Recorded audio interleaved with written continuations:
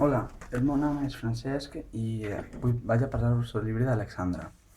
Jo trobo que és un llibre prou interessant perquè tracta sobre aventures i a mi personalment m'ha agradat molt i el recomanaria a molta gent. El llibre tracta un poc sobre una xica anomenada Alexandra que, que estava en un concert i estava en un concert i estava en un xicón. Aleshores se'n va anar després a un pub i se'n va anar al servei i ja no la trobaven.